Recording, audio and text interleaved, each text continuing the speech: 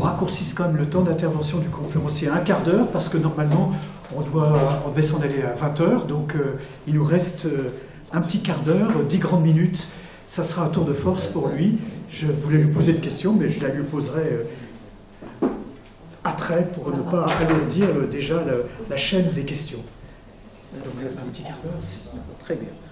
Merci beaucoup. Alors, le mariage des mineurs au Maroc, la recherche qui a été faite a prouvé qu'en fait, le problème, c'est un problème de développement de régions marginalisées. Dans ces régions-là, il n'y a pas d'infrastructure, il n'y a pas de conditions de scolarité pour les filles, et puisque les filles restent là, donc ils les marient. Ça veut dire, s'il y a une route, s'il y a une ambulance, s'il y a l'école, s'il y a l'électricité, de l'eau, tout ça, la place des filles de 7 ans, c'est à l'école. Malheureusement, il n'y a pas ces conditions-là. Les habitants l'ont dit solennellement, ils ont dit, donnez-nous ces infrastructures dont on a besoin et vous ne verrez plus le mariage des mineurs. Donc, c'est lié. Hein. Il y a une culture, hein, mais il y a également d'autres éléments, c'est-à-dire d'autres facteurs qui c'est-à-dire approfondissent ce phénomène. Ma question c'était, j'ai connu un Marocain qui était marié, promis, à l'âge de, comme vous dites, 7 ans, 8 ans, mais qui ne consommait pas. Il fallait qu'il soit plus grand. Est-ce que c'est ça dont vous parlez? Non, un mariage. On les marie réellement. Non, un mariage. C'est-à-dire, à 7 ans à 7 ans, la région de Midelt, au Maroc, il marie les filles à 7 ans. Il y a des filles qui sont mariées à 8, 9 ans. Hein. Il y a bien entendu à Ouarzazate 11, 12, 13 ans. Mais à la région de Midelt, il y a des fillettes de 7 ans qui sont mariées.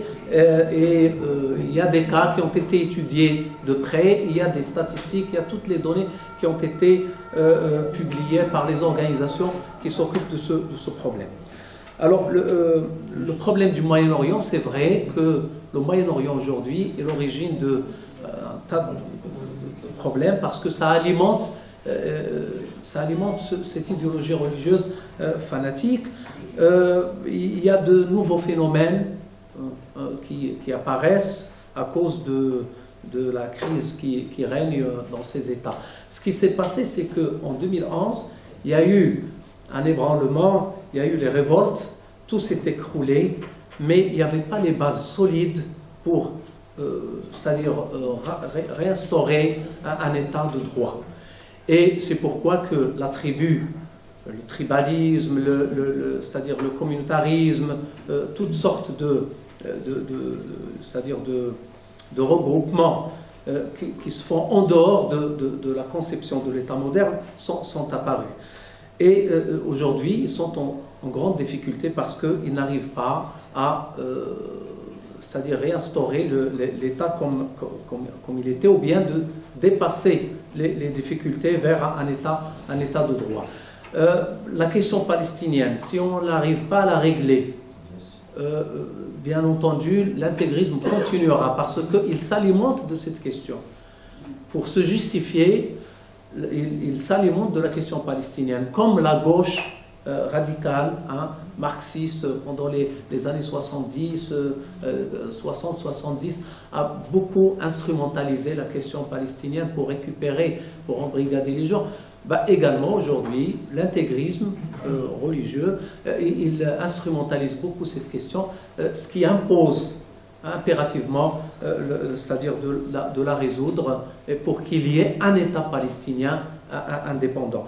Le soufisme et l'islam populaire, en fait, ce qui s'est passé en Afrique du Nord, ou au pays de Maghreb, c'est qu'il y avait la doctrine malikite qui a régné, et ça a empêché le soufisme philosophique c'est-à-dire de se diffuser, parce que en fait le soufisme philosophique comme celui de Muhyiddin ibn Arabi, al-Bistami, al-Hallaj, etc., c'est des gens qui ont remplacé le concept de la peur, c'est-à-dire croire à travers la peur, al-khawf min Allah, hein, parce que la foi en islam, il est basé sur cette idée de la peur. Il faut avoir peur de l'enfer, avoir peur de Dieu pour croire.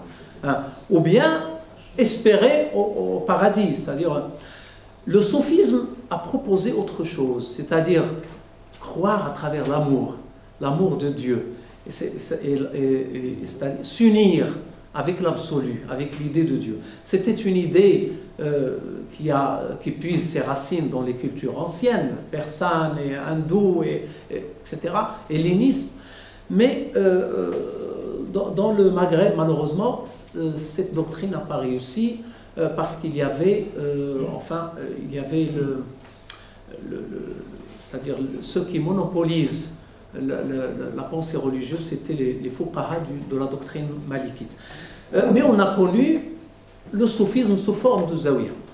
Et le soufisme sous forme de zawiya, il s'est transféré également à une autre activité de nature politique et militaire. C'est-à-dire la zawiya a des adeptes, ces adeptes deviennent nombreux, puis ils deviennent une armée, ou bien ils deviennent l'allié du pouvoir central, ou bien ils combattent le pouvoir central pour instaurer un nouveau système.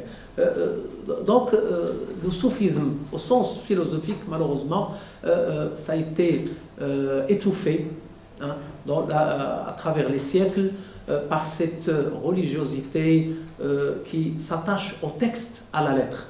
Parce que ceux qui ont combattu le soufisme philosophique, c'était des gens qui lisaient les textes, une lecture, c'est-à-dire à la lettre. Ils demandaient une application des textes à la lettre.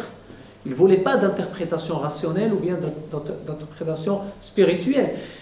D'où l'appauvrissement de la pensée religieuse musulmane, parce que sur le plan de l'humanisme, c'est très pauvre, la pensée religieuse, al-fiqh ou la sharia.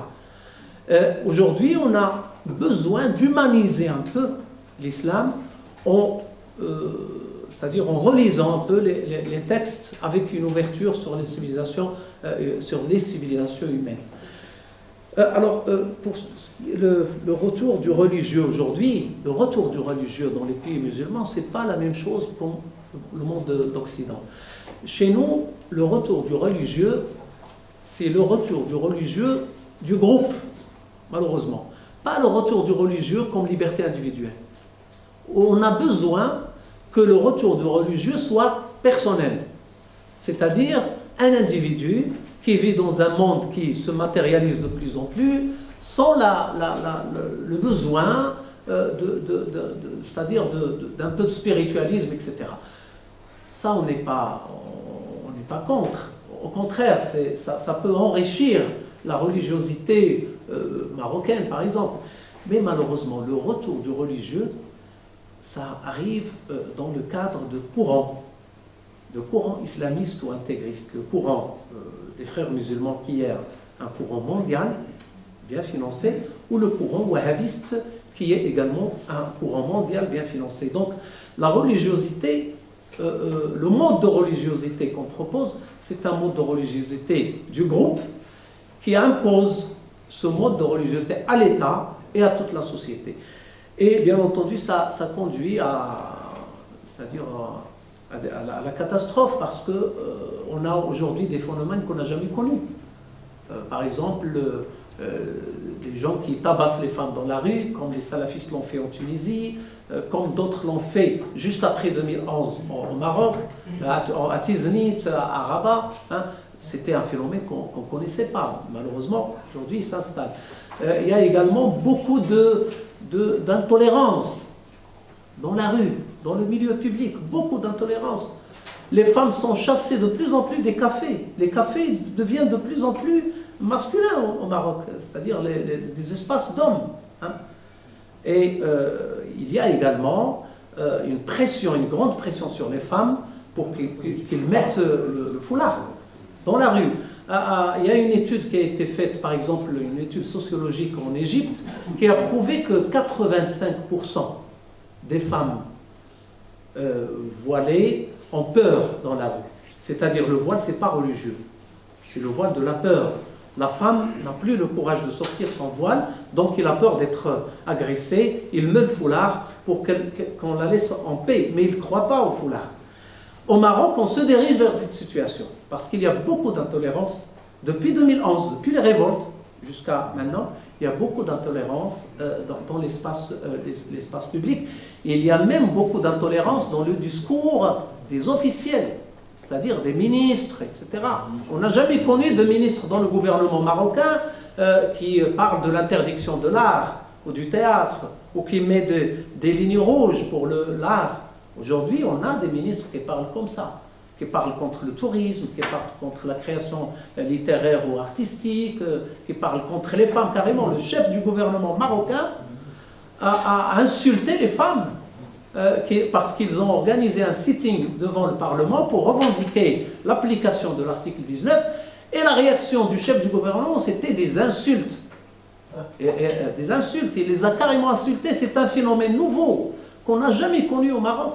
Un homme qui préside le gouvernement et qui insulte de cette manière très basse les femmes parce qu'il revendique et qui les accuse d'appliquer un complot de l'extérieur, alors qu'il lui demande l'application de l'article 19 qu'il a promis lui-même dans la déclaration du gouvernement, la première déclaration quand il est devenu Premier ministre, chef du gouvernement. Il a promis aux femmes l'application et la réalisation de l'article 19. Et bien finalement, quand ils ont revendiqué, il les a insultés. Donc je crois que le retour de religieux, ça se passe dans un cadre de la tradition et de la pensée religieuse traditionnelle, malheureusement, et non pas dans un cadre moderne, c'est-à-dire le retour du religieux sur le plan individuel et dans un cadre d'un choix personnel. Alors, pour être bref, la liberté de conscience, en fait, ce qui s'est passé, c'est pas que le PJD a intervenu pour supprimer la liberté de conscience de la constitution marocaine. Il ne faut pas oublier qu'en fait, il y a eu à l'intérieur du système un courant conservateur au sein du système politique, au sein du Makhzen marocain, qui a manipulé les deux partis conservateurs, l'Istiqlal et le PJD, pour qu'ils fassent cela. C'est-à-dire, il y avait des lignes rouges pour la constitution marocaine depuis le discours royal du 9 mars. Mais les acteurs civils et politiques ne le savaient pas. Moi, j'ai assisté à 58 rencontres avec le public entre le 20 février et le 1er juillet 2011. 58 rencontres. On a discuté de tout, on a brisé tous les tabous. Mais les limites de la Constitution ont été déjà tracées dans les hautes sphères. Et c'est ce qui explique que quand la commission de la révision de la Constitution a dépassé les limites, il y a eu, c'est-à-dire la manipulation